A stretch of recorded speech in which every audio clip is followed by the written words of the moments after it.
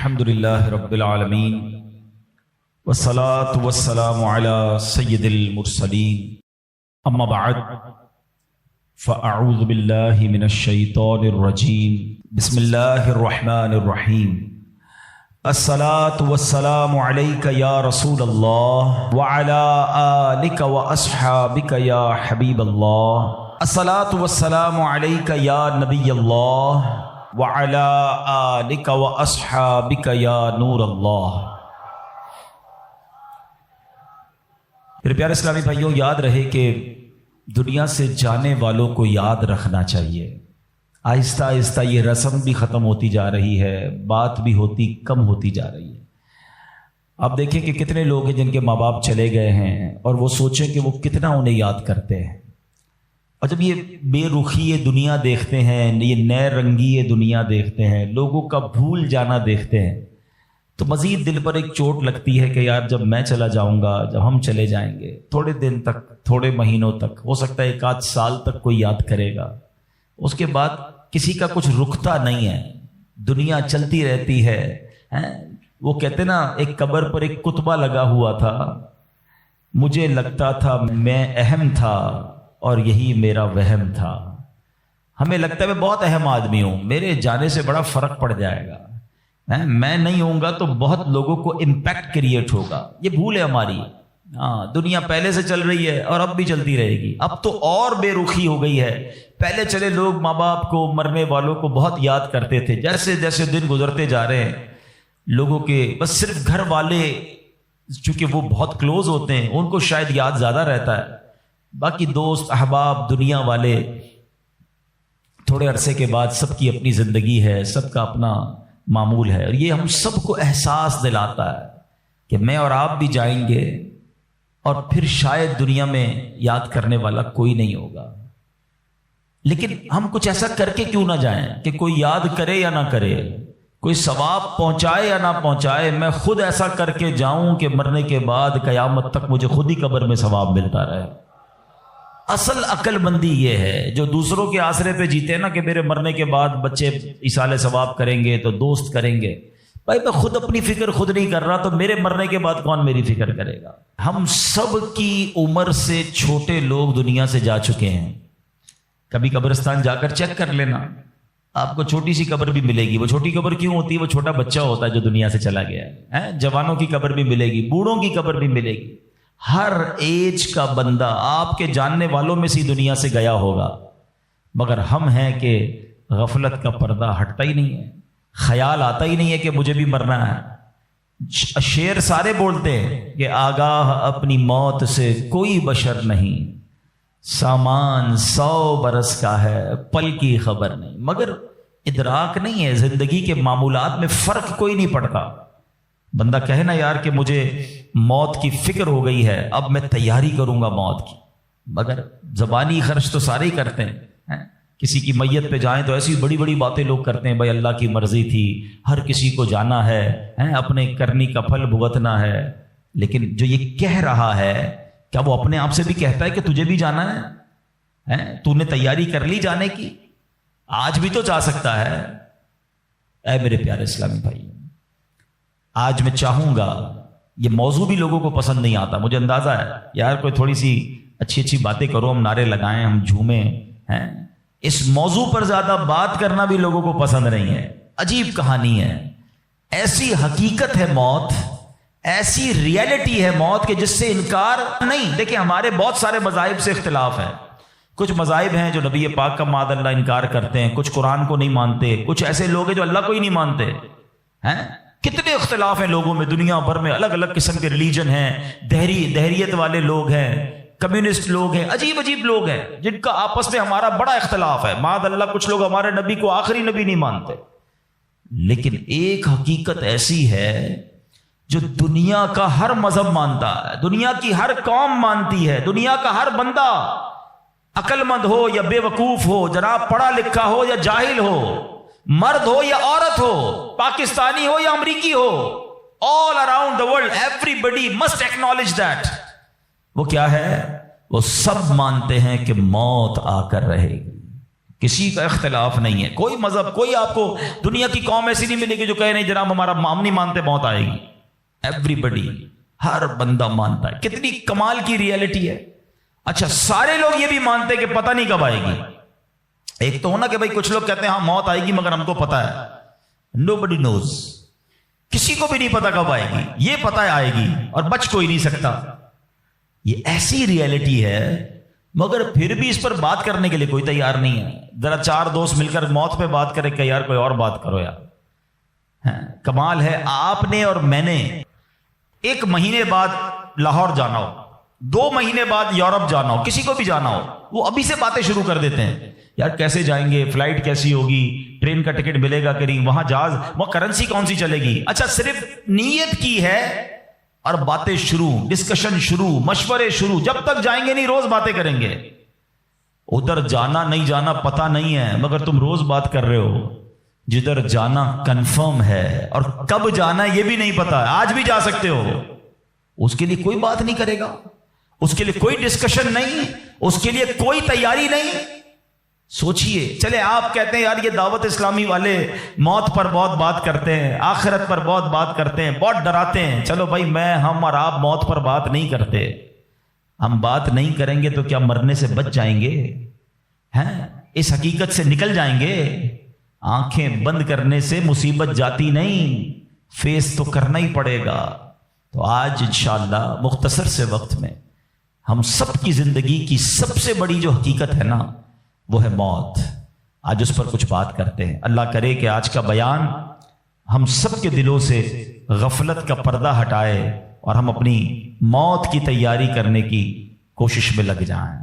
امام محمد غزالی علیہ رحمت اللہ الوالی لکھتے ہیں کہ بنی اسرائیل کا ایک بڑا مغرور شخص تھا، بڑا ایروگنٹ تھا، بڑا اس کا کر و فر تھا. ایک بند کمرے میں بیٹھا تھا. اچانک ایک شخص کمرے میں داخل ہوا اور اس مغرور شخص کی طرف لپکا. تو وہ بڑا تکبر والا آدمی تھا، وہ بڑا غصے میں آ گیا اور کہتا کہ تم ہو کون؟ میرے کمرے میں آ کیسے گئے؟ تمہیں آنے کی اجازت کس نے دی؟ تم جانتے نہیں میں کون ہوں؟ تو جو اندر آنے والا شخص تھا وہ کہتا ہے مجھے اس گھر کے مالک نے اجازت دی ہے اور میں وہ ہوں جسے کوئی دربان روک نہیں سکتا. میں وہ ہوں جس کو کسی سے اجازت لینے کی ضرورت پڑتی نہیں ہے. مجھے کسی کا دبدبا ڈرا نہیں سکتا، نہ ہی مجھ سے کوئی مغرور اور سرکش شخص بچ سکتا. اب جیسے ہی یہ باتیں سنی نا تو مغرور شخص جو تھا وہ ڈرنے لگا، وہ کانپنے لگا، وہ گھبرا گیا. وہ کہتا ہے کہ آپ تو ملک الموت معلوم ہوتے ہیں، کیونکہ جس کو کوئی نہیں روک سکتا، جس کو کسی کی اجازت کی ضرورت نہیں ہے، جس کو کسی کا دبدبا کرو فر ریزسٹ نہیں کر سکتا، وہ ملک الموت کے سوا تو کوئی نہیں. لگتا ہے آپ ملک الموت ہیں؟ تو فرماتے ہاں میں ملک الموت ہوں. اب وہ شخص تو بڑا گناہگار تھا، وہ رونے لگا، چیخنے لگا کہ حضور تھوڑی سی مہلت دے دیں، کچھ نیکیاں کر لوں، توبہ کر لوں، اللہ کو راضی کر لوں، ابھی میری روح قبض نہ کریں. ہائے ہائے. ملک الموت فرماتے تمہاری سانسیں پوری ہو گئی ہیں، اب تمہیں کوئی ٹائم نہیں ملے گا. اگر تم نے، وہ پوچھتا ہے حضور مجھے کہاں لے جایا جائے گا مرنے کے بعد؟ فرمایا اس مقام پر جہاں تو نے اعمال بھیجے ہیں، اس گھر کی طرف جو تو نے تیار کیا ہے. وہ شخص کہے گا حضور میں نے تو کوئی گھر تیار نہیں کیا، کوئی نیکی آگے نہیں بھیجی. ملک الموت فرماتے ہیں پھر تمہیں بھڑکتی آگ کی طرف لے جایا جائے گا، جہاں تمہارے گوشت پوشت وہ آگ نوچ لے گی. یہ کہہ کر ملک الموت نے اس شخص کی روح کو قبض کیا. اس کے پورے گھر میں کوہرام مچ گیا، گھر والے رونے لگے. اے میرے پیارے اسلامی بھائیوں، یہ واقعہ ہم سب کو کیا سکھا رہا ہے کہ جب موت آنی ہے نا، جب وہ وقت آ جانا ہے تو پھر 1 منٹ بھی آگے پیچھے نہیں ہو سکے گا، کوئی اس کو ڈیلے نہیں کر سکے گا، بلکہ جس حالت میں ہوں گے نا اسی حالت میں روح قبض کر لی جائے گی.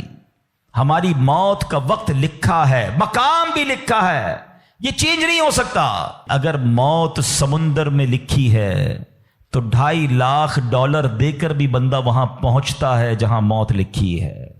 اگر موت کشتی سے ڈوب کر ہونا لکھی ہے تو 22 لاکھ دے کر بھی سینکڑوں لوگ ہمارے وطن سے جاتے ہیں اور ان کی موت یورپ کے سمندر میں جا کر ہو جاتی ہے۔ اللہ پاک جو بھی ان میں مسلمان ہیں سب کی مغفرت فرما، مگر میں نے اور آپ نے اس سے عبرت کیا لی کہ بندہ وہاں پہنچے گا جہاں اس کی موت لکھی ہوئی ہے۔ ایک بار حضرت سلیمان علیہ نبینا علیہ الصلوۃ والسلام کی بارگاہ میں ایک شخص بیٹھا تھا۔ آپ کی بارگاہ میں ملک الموت آیا اور اس شخص کو ذرا گھور کے دیکھنے لگے، واپس چلے گئے۔ وہ شخص کہتا حضور یہ کون تھے جو آئے تھے اور مجھے گھور کے دیکھ رہے تھے؟ فرمایا یہ ملک الموت تھے۔ کہتا حضور لگتا ہے میری روح قبض کرنے والے ہیں، آپ مہربانی کریں، آپ کی تو ہوا پر حکومت ہے، آپ ہوا کو حکم دیں کہ ہوا مجھے اڑائے اور مجھے ہندوستان لے جائے۔ حضرت سلیمان بیت المقدس کے علاقے میں رہتے تھے نا، آپ نے حکم فرمایا، ہوا نے اس بندے کو اٹھایا اور ہندوستان پہنچا دیا۔ کچھ دنوں کے بعد پھر ملک الموت آیا حضرت سلیمان علیہ السلام کی بارگاہ میں۔ آپ نے فرمایا تم میرے ساتھی کو کیوں گھور رہے تھے جب آئے تھے تو؟ کہا میں حیران تھا کہ میرے پاس یہ لکھا ہوا تھا اللہ کی طرف سے کہ تھوڑی دیر بعد مجھے اس کی روح ہند میں قبض کرنی ہے، اور وہ آپ کے پاس بیٹھا ہوا تھا۔ اللہ اکبر۔ حضرت سلیمان نے کہا میں نے ہی تو حکم دیا، اور ہوا نے اسے ہند پہنچایا، اور جب وہ ہند پہنچا تو پرٹیکولر ٹائم پر اسی مقام پر اس کی روح کو قبض کر لیا گیا۔ ہائے ہائے ہائے، یہ ہے میری اور آپ کی حقیقت۔ دوڑتے رہتے ہیں، بھاگتے رہتے ہیں، پلاننگ ہے کہ ختم نہیں ہو رہی، فکریں ہیں کہ ختم نہیں ہو رہی، ہر وقت بیٹھے ہیں اگلا پلان کیا ہے، 5 سال کا، 10 سال کا، ایک دکان ہے تو 2 دکانیں، ایک گھر ہے تو 2 گھر، بڑا گھر، ہوادار گھر ہے، نوکری ہے تو کاروبار کرنا ہے، ملک سے باہر جا کر جناب پیسے کمانے، یہی سوچ ہے بس۔ اس پورے شیڈول میں موت کہاں ہے؟ اس پوری تیاری میں موت کہاں ہے؟ ایک دن ہوگا کہ اچانک اچک لیے جائیں گے۔ سیٹھ جی کو فکر تھی ایک ایک کے 10 کیجئے، موت آ پہنچی کہ حضرت جان واپس کیجئے۔ اور آپ کو پتا ہے جس عالم میں میں اور آپ ہوں گے، بڑی میں اہم بات کرنے جا رہا ہوں، یہ آپ نے دیکھا نا کہ حضرت سلیمان نے حکم فرمایا تو ہند پہنچا، کوئی کشتی میں تھا اس کی موت وہاں تھی، کوئی سمندر پانی کے اندر ہزاروں فیٹ نیچے جانا تو اس کی موت وہاں لکھی تھی۔ اس کا مطلب تو یہ ہوا کہ میں کہیں بھی کسی بھی مقام پر مر سکتا ہوں، میری موت پتہ نہیں کہاں لکھی ہے۔ اب ذرا غور کیجئے، ہم سب پتہ ہے کیا چاہتے ہیں کہ موت کے وقت ہم سجدے میں ہوں، چاہتے ہیں نا اللہ کرے اللہ کے گھر میں موت آئے، کلمہ پاک پڑھتے ہوئے موت آئے، تلاوت قرآن کرتے ہوئے موت آئے، نبی پاک پر درود پڑھتے ہوئے موت آئے، اللہ ایسا کرم کر دے کہ مدینہ منورہ میں موت آئے، گنبد خضرا کے سامنے موت آئے۔ یہی تصورات ہے نا، ایک مسلمان چاہتا یہی ہے کہ یار موت آئے تو کسی اچھے عالم میں ہو، کسی بڑی خوبصورت باوضو نیکی کرتے کرتے دنیا سے جاؤں، تمنا تو سب کی یہ ہے۔ اچھا مجھے ایک بات کا جواب دیں، یہ کیسے ممکن ہے کہ کوئی بندہ صبح سے شام تک نماز نہ پڑھے اور کہے موت سجدے میں آئے، صبح سے شام تک مسجد میں نہ آئے اور تمنا یہ کر رہا ہے کہ مسجد میں موت آئے، باوضو رہتا ہی نہیں ہے تو کیسے امید رکھ رہا ہے کہ باوضو موت آئے، قرآن کھول کر پڑھتا ہی نہیں ہے تو کیسے امید کر رہا ہے کہ تلاوت کرتے کرتے موت آئے۔ جو صبح و شام گالیاں دیکھتا ہے کیا اس کو ڈر نہیں لگتا کہ گالی دیتے دیتے موت آ سکتی ہے؟ جو شراب پیتا ہے اس کو ڈر نہیں لگتا کہ شراب کے نشے میں موت آ سکتی ہے؟ جو بدکاری کرتا ہے اس کو ڈر نہیں لگتا کہ بے حیائی اور بدکاری کرتے ہوئے موت آ سکتی ہے؟ جو تاش کھیلتا ہے، جوا کھیلتا ہے، اس کو ڈر نہیں لگتا کہ مرتے اسی وقت میں تاش کھیل رہا ہوں گا اور مجھے موت آ گئی، تو میں نشہ کر رہا ہوں مجھے موت آ گئی، میں بے حیا اور بدکاری کہ بری بری باتیں ٹیلی فون پر ساری رات کر رہا ہوں اس وقت موت آ گئی۔ ملک الموت کو منع نہیں کر سکو گے کہ میں غلط کام کر رہا ہوں، ٹائم دے میں توبہ کر لوں، نہیں۔ جو سجدے میں ہوگا وہ سجدے میں اٹھایا جائے گا، جو درود پڑھتے پڑھتے جائے گا وہ درود پڑھتے پڑھتے اٹھایا جائے گا۔ سوچے وہ جو شراب میں جائے گا، نشے میں جائے گا، ادھر کیسے اٹھایا جائے گا؟ اب اس کا آسان حل پتہ ہے کیا ہے؟ کہ بندہ زندگی ایسے گزارے کہ جس حال میں مرنا نہیں چاہتا نا وہ کام چھوڑ دے۔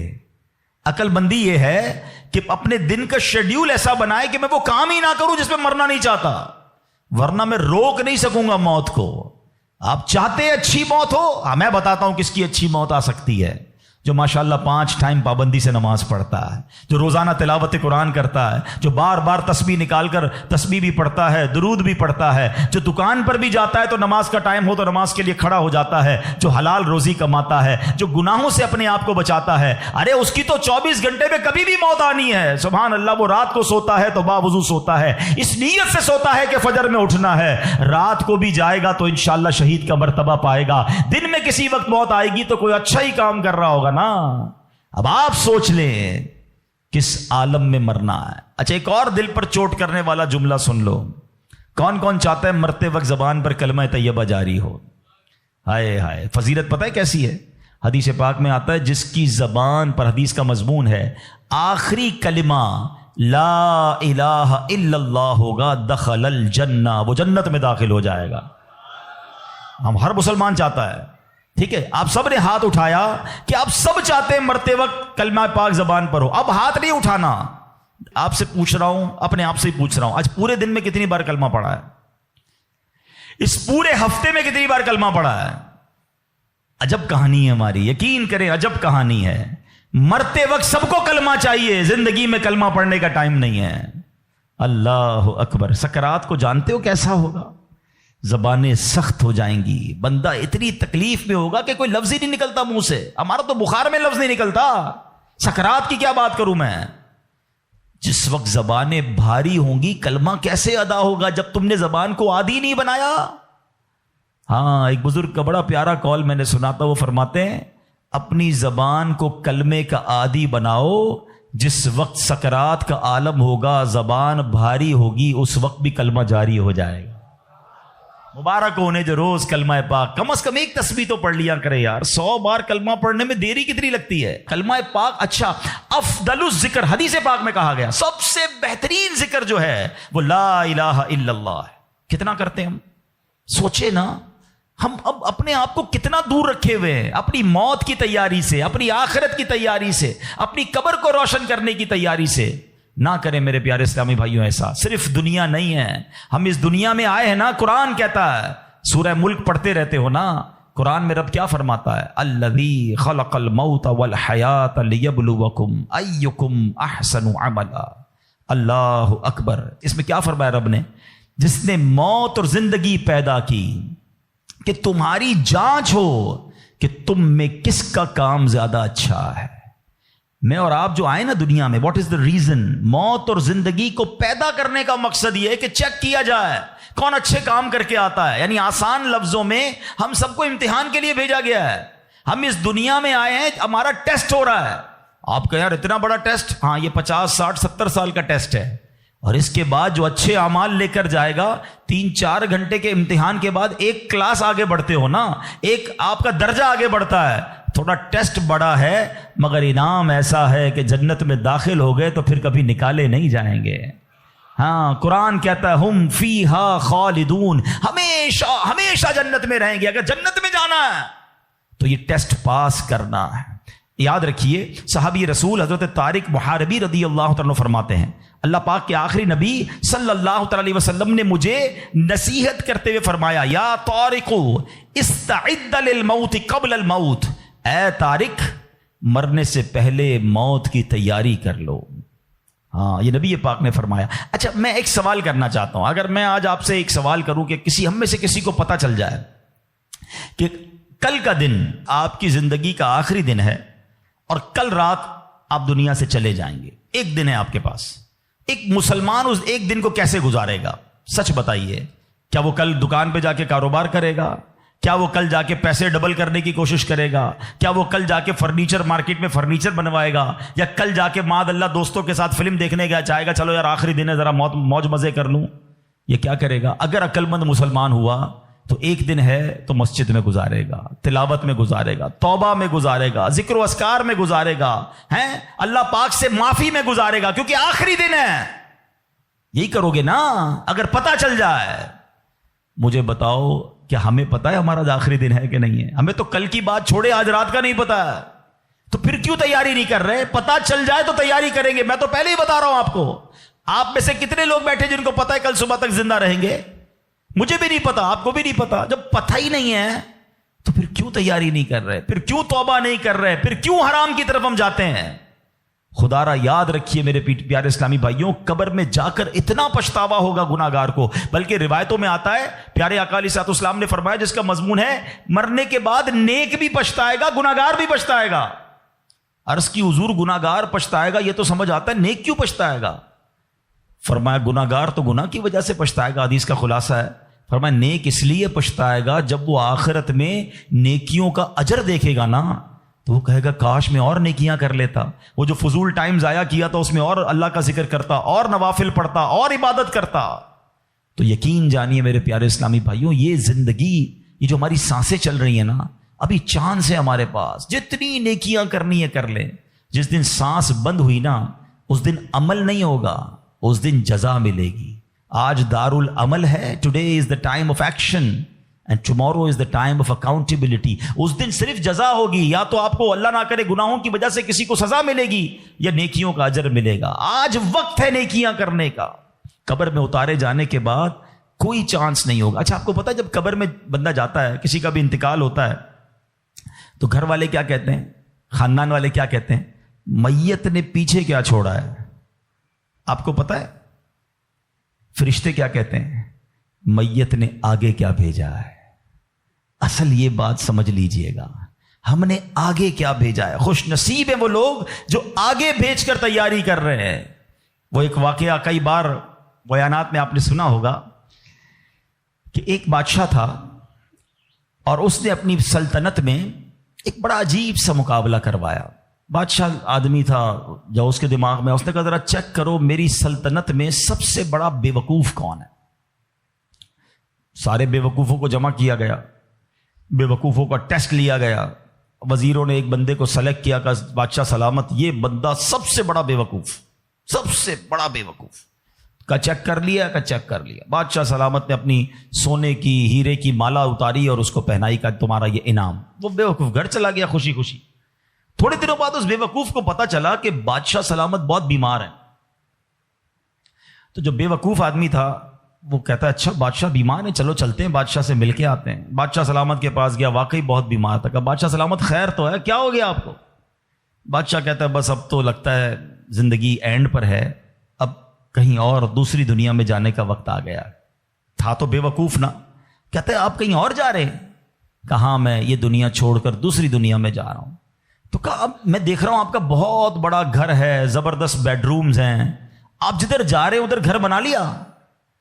تو بادشاہ کہتا ہے ادھر تو میں نے کوئی جھوپڑی بھی نہیں بنائی ہے۔ اچھا بادشاہ سلامت آپ کے پاس تو کتنا سونا، کتنے ہیرے، آپ نے مجھے بھی تحفہ دیا، ادھر پیسے بھجوا دیے جہاں آپ جا رہے ہیں۔ تو کہتا ہے میرے پاس تو وہاں پھوٹی کوڑی بھی نہیں ہے۔ کہ بادشاہ سلامت میں دیکھ رہا ہوں آپ کے خاندان، آپ کے گھر کے باہر خادم، خادمائیں، کنیزیں، غلام، بہت سارا اسٹاف ہے آپ کا، جدھر جا رہے ادھر خادم بھجوایا آپ نے؟ بادشاہ کہتا ہے ادھر میرا کوئی خادم نہیں بھجوایا میں نے۔ وہ بیوقوف پتہ کیا کرتا ہے؟ اپنی مالا اتارتا ہے اور بادشاہ کے گلے میں ڈالتا ہے، کہتا ہے بادشاہ سلامت پھر مجھ سے بڑے بے وقوف تو آپ ہوئے نا۔ آپ کو پتا ہے کہ آپ کے کہیں اور جا رہے ہیں، نہ گھر بنایا، نہ پیسے بھجوائے، نہ خادم بھجوائے، تو مجھ سے بڑے بے وقوف تو آپ ہوئے نا۔ یہ ہے تو بظاہر واقعہ، مگر یہ ہم سب کے لیے لیسن نہیں ہے۔ آپ سے اور مجھ سے کوئی پوچھتا ہے گھر کہاں ہے، کوئی کہتا ہے رنچوڑ لائن میں، کوئی کہتا ہے گارڈن میں، کوئی کہتا ہے کلفٹن میں۔ جنت میں گھر ہے کہ نہیں؟ ادھر گھر بنایا کہ نہیں بنایا؟ ادھر کدھر رہو گے؟ ادھر نرم بستر کے بغیر جس کو نیند نہیں آتی، رات کو پنکھا نہ چلے تو بے چین ہو جائے، یو پی ایس لگائے، جنریٹر لگائے، تھوڑے پیسے آئے تو اے سی لگایا۔ قبر میں اگر آگ بھڑک رہی ہے تو پھر کیا کیا ہے ہم نے؟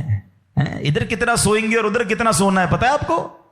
حضرت آدم علیہ السلام سے لے کر آج تک لوگ قبر میں جا رہے ہیں، ہم قبر میں اتار رہے ہیں لوگوں کو، سب قبر میں ہزاروں سال سے ہیں، پتہ نہیں کتنے سو کتنے ہزار سال رہنا پڑے گا، مگر قبر روشن ہے کہ نہیں کوئی ٹینشن نہیں کسی کو۔ جس کا یہاں نرم بستر ہے نا، جس کو نرم تکیے کے بغیر نیند نہیں آتی، وہ سوچے میں سانپ اور بچھوؤں کے ساتھ کیسے سوؤں گا؟ قبر نے اگر دبا دیا اور پسلیاں توڑ دی تو میرا بنے گا کیا؟ اگر قبر میں آگ بھڑکا دی گئی تو میں کدھر جاؤں گا، کس کو پکاروں گا؟ واللہ قبر کی تیاری کرنی ہے، خدا کی قسم مارے جائیں گے اگر اللہ ناراض ہوا۔ فکر کرنی دنیا میں ہے، ایکسٹرا ٹائم نہیں ملے گا۔ آج کل موبائل کمپنیاں میسج کرتی ہیں جناب آپ کا 70% ڈیٹا یوز ہو گیا ہے، ٹاپ اپ کروا لیں، پیسے ڈلوا لیں، 80% ختم ہو گیا، آج کل آخری دن ہے آپ کے موبائل کے پیکج کا، ہم پیسے پکڑ کے ڈلواتے ہیں، یار موبائل بند ہو جائے گا، لیکن ہماری زندگی کا کوئی میسج نہیں آئے گا کہ ایک دن رہ گیا ہے، 70% گزر گئی، 80 گزر گئی، اب 3 دن رہ گئے، توبہ کر لو۔ نہیں، پتہ نہیں ہوتا، بندہ صبح گھر سے نکلتا ہے اور شام جنازہ آتا ہے، ایسا نہیں ہوتا۔ خدا را آج کے اس اجتماع کو غنیمت جانیے، غفلت سے باہر آئیے، اپنی بری عادتوں سے ہم توبہ کریں۔ آپ کو پتہ ہے یہ ہمارے پاس قاصد بھیجے جاتے ہیں، موت کے بھی قاصد ہوتے ہیں۔ ایک بزرگ کے بارے میں آتا ہے کہ انہوں نے اپنے گھر میں قبر کھدوائی ہوئی تھی، اللہ والے دیکھو کیسے یاد کرتے تھے موت کو، روز قبر کو دیکھتے تھے، قبر میں جا کے لیٹتے تھے۔ تو ایک وقت آیا اور انہوں نے کہا ٹھیک ہے اب قبر کو بند کر دو، مجھے ضرورت نہیں ہے۔ تو لوگوں نے کہا کیوں کہہ رہے ہیں ایسا؟ تو انہوں نے فرمایا کہ میں قبر کا یہ تابوت اس لیے رکھا ہوا تھا کہ میں دیکھتا تھا تو مجھے آخرت یاد آتی تھی، اب میری داڑھی میں سفید بال آ گیا ہے، اب یہ سفید بال مجھے موت کی یاد دلاتا رہے گا۔ آپ کو پتہ ہے اس بالوں کو سفید ہو جانا، آنکھوں کا کمزور ہو جانا، صحت کا ڈھل جانا، کمر کا جھک جانا، اعضاء میں کمزوری آ جانا، یہ سارے موت کے قاصد ہیں۔ یہ موت آنے سے پہلے پیغام آ رہا ہے تمہارے پاس کہ ڈھل رہے ہو، تیاری کر لو، اب تو تیاری کر لو۔ مگر ہم ہیں کہ سمجھنے کے لیے تیار نہیں، ابھی تو میں بڑا جوان ہوں، میں تو بالکل فٹ ہوں، ابھی تو بڑی لائف پڑی ہے یار، ابھی تو انجوائے کرنا ہے، ابھی تو بنانا ہے، ابھی تو بزنس کھڑا کرنا ہے۔ میں نہیں، کون کہتا ہے بزنس کھڑا نہ کرو بھائی، مگر اس تمام شیڈول میں موت کو بھی تو لے کر آؤ نا، کہ چلا گیا تو ادھر کیا ہوگا، ادھر میرا کیا بنے گا۔ ایک حدیث پاک ہے، حدیث پاک کا مضمون ہے کہ مرنے کے بعد بک آف ڈیڈ، اعمال کلوز ہو جائے گا، ٹھیک ہے، سوائے 3 چیزوں کے۔ اب آج یہ پلان کرنا ہے، آج اگر بیٹھے ہو نا تو کوئی پلاننگ لے کے جاؤ۔ آقا فرماتے مرنے کے بعد اعمال بند سوائے 3 چیزوں کے۔ فرمایا نمبر 1، انسان کوئی ایسا علم چھوڑ کر جائے کہ اس کے بعد اس علم سے فائدہ اٹھایا جائے۔ سبحان اللہ، علماء دیکھیں کیا کمال کی شخصیات ہیں، طالب علم چھوڑ کے جاتے ہیں، اپنی کتابیں بھی چھوڑ کے جاتے ہیں، بخاری شریف، ترمذی شریف، نسائی شریف، ہدایہ شریف، اور آئے تو جناب اعلیٰ حضرت امام اہل سنت کے فتاوی رضویہ، بہار شریعت، صدر الشریعہ کی کتابیں سینکڑوں سال سے لوگ پڑھ رہے ہیں، وہ بزرگ چلے گئے دنیا سے۔ سبحان اللہ، ہر کتاب چھپ رہی ہے، تفسیر چھپ رہی ہے، حدیثوں کی کتابیں چھپ رہی ہے، اور علماء کو ثواب مل رہا ہے۔ یہ پہلا آپشن تھا، غور سے میری بات سنیے گا، شاید جتنے یہاں بیٹھے نا ہم اس پہلے آپشن میں ہمارا حصہ نہ ہونے کے برابر ہے، 3 میں سے 1 تو چلا گیا ہمارے ہاتھ سے۔ میں اس کا حل بتاتا ہوں کہ ہم پہلے آپشن میں کیا کر سکتے ہیں، وہ بعد میں بتاتا ہوں۔ اب آ جائیں دوسرا آپشن، مرنے کے بعد مجھے ثواب کنٹینیو کیسے مل سکتا ہے۔ آقا علیہ الصلوۃ والسلام نے فرمایا نیک اولاد، جو کہ مرنے کے بعد اپنے والدین کے لیے دعا کرے، ان کے لیے نیکی پہنچانے کا اگر وہ انتظام کرنے والی ہے تو فرمایا یہ اولاد کی وجہ سے اسے قبر میں ثواب ملتا رہے گا۔ اور تیسرا آپشن میرے آقا نے فرمایا صدقہ جاریہ، کہ بندہ اپنے ہاتھوں سے کوئی ایسا کام کر جائے کہ قیامت تک جو ہے اس صدقے کی وجہ سے اسے نیکیاں ملتی رہیں۔ اب ان تینوں آپشن میں ہم کیا کر رہے ہیں، اب یہ سوچنا ہے۔ میں آپ کو مشورہ دیتا ہوں، پہلا آپشن کیا ہے، علم دین۔ ہم میں سے بہت سارے علماء بن نہیں سکے، مگر اپنے گھر میں ایک عالم تو بنا سکتے ہیں نا۔ دعوت اسلامی الحمدللہ جامعۃ المدینہ بناتی ہے، دنیا بھر میں بناتی ہے۔ آپ عالم بنیں یا اپنے بچوں کو عالم بنائیں۔ آپ کو لگتا ہے یہ بھی نہیں ہو پا رہا تو کم از کم میرا حصہ ہونا چاہیے، علم دین سے بھی مجھے ثواب ملنا چاہیے، تو پھر عالم دین کی خدمت گار بن جائیں آپ۔ اس طرح کے مدارس، جامعات جو دعوت اسلامی بنا رہی ہے، بنانے میں یا اس کو چلانے میں اپنا حصہ ملائیں، تاکہ یہ جو دین کا کام کریں گے مجھے وہاں سے بھی مرنے کے بعد ثواب ملتا رہے۔ پہلا آپشن۔ دوسرا، نیک اولاد۔ یہ آج کے دور میں ہے بڑا مشکل، لیکن اپنی اولاد کو ہمیں نیک بنانا ہے، کیونکہ یہ مرنے کے بعد میرے لیے یہی انشاءاللہ دعاؤں کا ذریعہ بنے گی، صدقہ جاریہ کا باعث بنے گی۔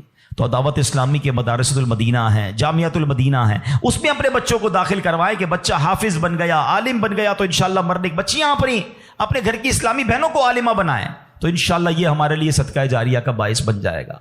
اور تیسرا میں سمجھتا ہوں سب سے زیادہ آسان ہے کہ وہ میں اپنے ہاتھ سے ہی کر سکتا ہوں، اپنے ہی مال سے کر سکتا ہوں نا، اور وہ ہے صدقہ جاریہ۔ مشورہ دیتا ہوں، اللہ نے نوازا ہے نا تو کم از کم ایک مسجد زندگی میں بنا لیں. میرے نبی علیہ الصلوۃ والسلام کے سچے وعدے ہیں، جو اللہ کے لیے مسجد بناتا ہے اللہ اس کے لیے جنت میں گھر بناتا ہے.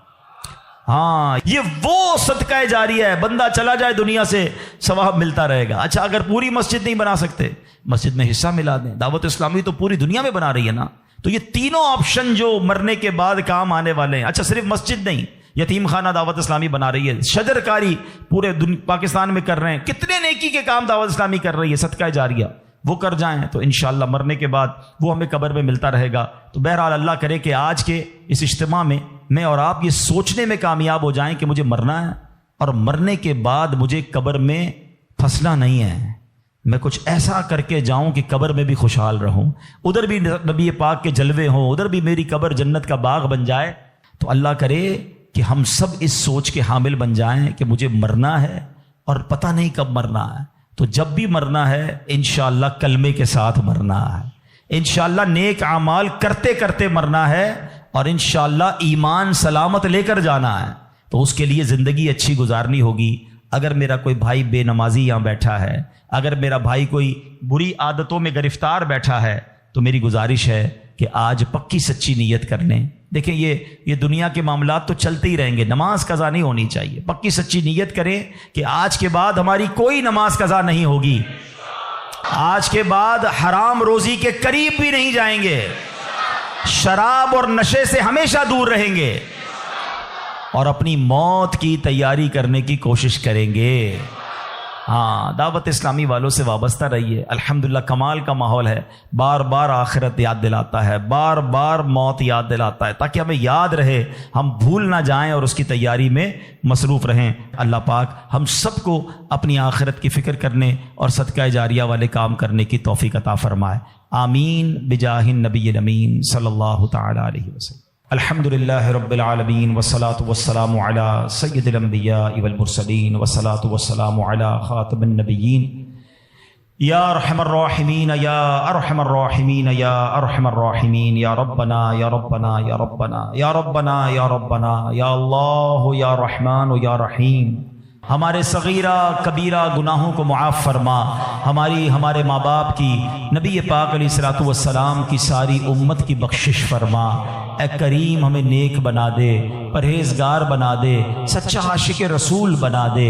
اے اللہ ہماری دنیا بھی اچھی کر دے، ہماری آخرت بھی اچھی کر دے. اے اللہ جب نے موت کی تیاری کے بارے میں سنا ہے، اے اللہ اب تک تو ایسے اعمال کیے نہیں کہ مرنے کے بعد ہمیں ایسا محسوس ہو کہ تجھے راضی کرنے والے کام کر لیے ہوں. اے اللہ گناہ ہی گناہ ہیں، کرم کر دے، پچھلے گناہ معاف فرما دے، آئندہ جو رہ گئی ہے وہ اچھی گزار دے. اے اللہ نیکیوں والی، سنتوں والی، اے اللہ تیری فرما برداری والی زندگی ہم سب کو عطا فرما. حرام بولنے سے بچا لے، حرام دیکھنے سے بچا لے، حرام سننے سے بچا لے، حرام کھانے سے بچا لے. اپنے پسندیدہ بندوں میں ہمیں شامل فرما لے. اے اللہ مرنا تو ہم نے ہے ہی، یہ ہمارا ایمان بھی ہے، ہم مانتے بھی ہیں، مگر مولا تیرے دربار میں دعا ہے کہ مرتے وقت اے اللہ ہمیں مدینے پہنچا دینا. اے اللہ جب تک زندہ رہیں اے اللہ تیرے در کے سوا کسی کا محتاج نہ کیجیو. زندگی کی آخری نماز جو پڑھیں وہ مسجد نبوی میں کھڑے ہو کر ادا کریں. اور اے رب کریم پھر آقا کے جلووں میں، آقا کے قدموں میں، نبی پاک کے دیدار کرتے ہوئے ایمان اور عافیت والی ہمیں مدینے والی موت نصیب فرما. نجم کی اے خدا آرزو ہے یہی، عاشق زار کی آبرو ہے یہی، موت کے وقت سر ان کے قدموں میں ہو، دید ہوتی رہے تب نکلتا رہے، دید ہوتی رہے تب نکلتا رہے. ہے تمنا عطار یا رب ان کے جلووں میں یوں موت جھوم کر جب گرے میرا لاشا، تھام لے بڑھ کے شاہ مدینہ. اے کریم مولا ہمیں ایمان والی موت عطا فرما. لمحہ بھر بھی ہمارا ایمان ہم سے دور نہ ہو. اے پروردگار ہمیں ایمان کی استقامت نصیب فرما دے۔ اے اللہ جتنے بیمار ہیں انہیں شفا عطا فرما، قرض داروں کے قرضے اتر جائیں، بے اولادوں کو نیک اور صالح اولاد عطا فرما۔ اے اللہ روٹھوں کو منا دے، بچھڑوں کو ملا دے۔ اے کریم، اے پروردگار، تو سب کے نام بھی جانتا ہے، کام بھی جانتا ہے۔ اے اللہ سب کی جھولیاں بھر دے، سب کی مرادیں پوری کر دے۔ اے پروردگار عالم، تیرے خزانوں میں کمی نہیں۔ جو تڑپ رہے ہیں انہیں کعبہ دکھا دے، جو مچل رہے ہیں انہیں مدینہ دکھا دے۔ اے اللہ جلدی جلدی حرمین طیبین کی حاضریاں ہم سب کو نصیب فرما۔ اے اللہ باعافیت، با ذوق اور مقدس اور مقبول حاضریاں ہم سب کو نصیب فرما۔ اے اللہ حضرت یونس علیہ السلام نے مچھلی کے پیٹ کے اندھیرے میں جن الفاظ کے ذریعے تجھے پکارا تھا، ہم بھی تجھے پکارنے جا رہے ہیں۔ اے اللہ گناہوں کے اندھیرے سے نکال کر نیکیوں کے نور میں داخل فرما دے، غموں کے اندھیرے سے نکال کر خوشیوں کے نور میں داخل کر دے۔ اے اللہ ہمیں ظلمت سے نکال کر ہمیں نور میں داخل کر دے۔ آئیے مل کر پڑھیے لا الہ الا انت سبحانک انی کنت من الظالمین، لا الہ الا انت سبحانک انی کنت من الظالمین، لا الہ الا انت سبحانک انی کنت من الظالمین۔ اے رب کریم ہمارے وطن عزیز پاکستان کی خیر فرما، اندرونی بیرونی سازشوں سے محفوظ فرما۔ اے اللہ ہماری دعوت اسلامی کو ترقیاں اور عروج عطا فرما۔ قبلہ امیر اہل سنت، تمام علماء اور مشائخ اہل سنت کا سایہ ہمارے سروں پر تا دیر قائم و دائم فرما۔ اے پروردگار ہماری محبتوں کو سلامت رکھ، ہماری نسبتوں کو سلامت رکھ۔ اے پروردگار مالک کریم، ہم تیرے بندے ہیں، عاجزی کے ساتھ تیرے دربار میں مانگ رہے ہیں، ہمیں تو مانگنا بھی نہیں آتا۔ اے اللہ ہم سب کی بخشش فرما دے، ہم سب کو نبی پاک کا جنت میں پڑوس نصیب فرما دے۔ وَأُفَوِّضُ أَمْرِي إِلَى اللَّهِ إِنَّ اللَّهَ بَصِيرٌ بِالْعِبَادِ۔ یا اول الاولین، یا آخر الآخرین، یا ذی القوة المتین، یا راحم المساکین، یا ارحم الراحمین، ارحمنا نحن الفقراء والمساکین، ارحمنا نحن الفقراء والمساکین۔ اللہم رب یسر ولا تعسر وتمم لنا بالخیر یا فتاح وبک نستعین۔ ربنا تقبل منا انک انت السمیع العلیم وتب علینا یا مولانا انک انت التواب الرحیم۔ ببرکۃ ان اللہ وملائکتہ یصلون علی النبی یا ایھا الذین آمنوا صلوا علیہ وسلموا تسلیما۔ اللہم صل علی سیدنا ومولانا محمد طب القلوب ودوائها وعافیة الابدان وشفائها ونور الابصار وضیائها وعلى آلہ وصحبہ وبارک وسلم۔ جب دم واپسی ہو یا اللہ، سامنے ہو روضہ رسول اللہ اور لب پہ ہو لا الہ الا اللہ۔ میرے اعمال کی اصلاح کرم سے